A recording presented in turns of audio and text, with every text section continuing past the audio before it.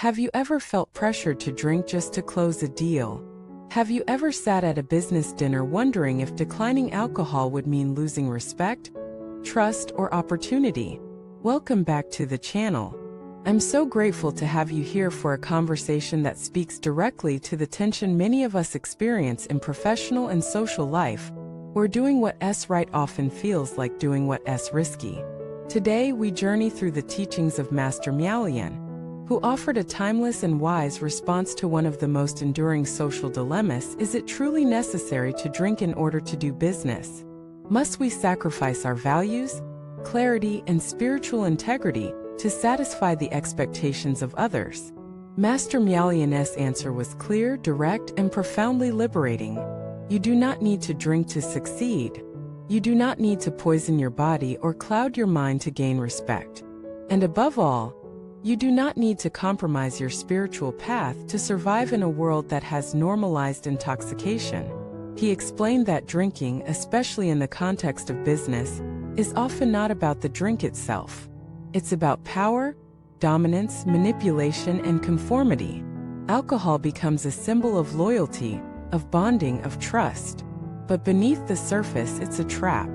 When you drink to please others, you are not building real relationships. You are building illusions.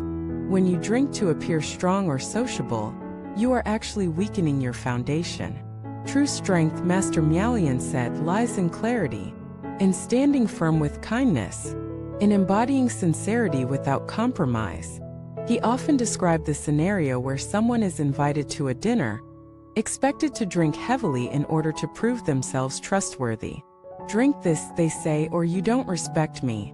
Master Miaolian would respond, if your respect is measured by my willingness to harm myself, then that is not respect, it is control.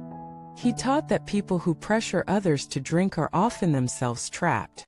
Trapped by insecurity, trapped by the fear of vulnerability.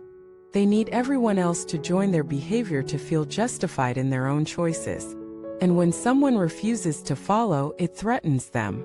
Not because the act of refusal is rude, but because it shines a light on their unconsciousness. But this is exactly where spiritual practice shows its power. Master Miaolian encouraged his disciples to be mirrors, not aggressive, not judgmental, but firm.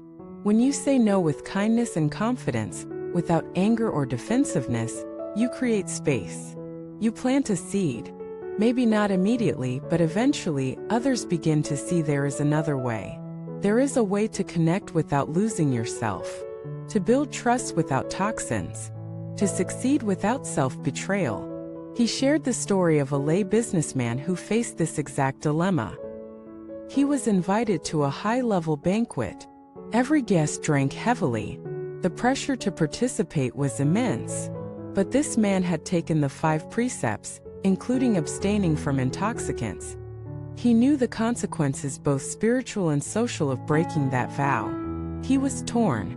Should he drink and secure the contract, or stay true to his path and risk rejection? He consulted Master Miaolian. The Master's advice was unwavering: keep your vow. The deal is temporary. Your karma is forever. So the man attended the banquet.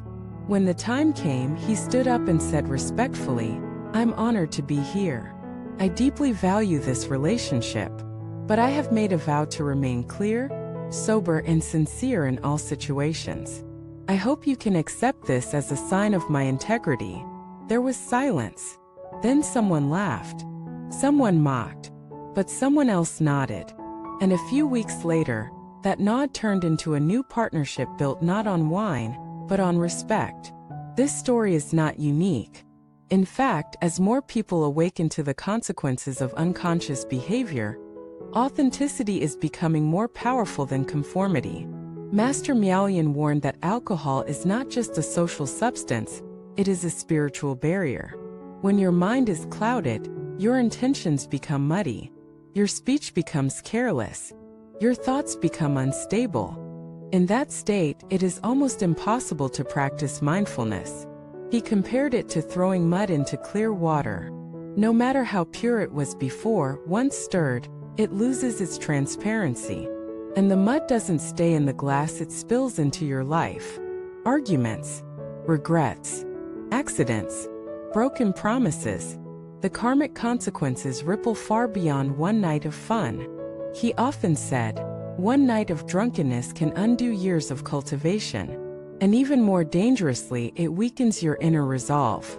If you can break your vow for one drink, what else might you break it for? Money, fame, pleasure. The mind learns quickly. Every compromise becomes a precedent. And before you know it, you've built a life that no longer reflects your deepest truth. But it doesn't have to be this way. You can choose clarity. You can choose to lead with your example. Master Miaolian emphasized that rejecting alcohol doesn't mean rejecting people. You can still attend dinners, still build relationships, still engage in business, but you do it on your terms, with presence, with values, with integrity. And the amazing truth is this: people notice. Maybe not immediately, maybe not openly, but deep down people crave authenticity. They are tired of masks, of pretending, of shallow rituals. When you walk into a room with clear eyes and a steady heart, you become a lighthouse. Not loud, not arrogant, just luminous. And that light reminds others of their own potential. So how do you prepare for the moment when you'll be tested? You don't wait until the banquet. You train now. Every time you choose presence over pleasure, you strengthen your will. Every time you keep your word, you sharpen your integrity. Every time you say no with love, you grow in power. This is how you build spiritual muscle. Not in temples alone, but in restaurants, offices, and everyday life. The battlefield is not elsewhere. It is here. And the greatest victory is not over others, but over your own weakness. So if you've struggled with this dilemma, know that you are not alone. Millions face it, but very few confront it with wisdom. Be one of the few. Not to be special, but to be real. And in being real, you become truly free. Thank you for watching this video. If this message gave you strength or clarity, please subscribe, leave a comment, and share this with others who may be silently struggling. May we walk together in sobriety, in sincerity, and in unwavering truth, one choice at a time.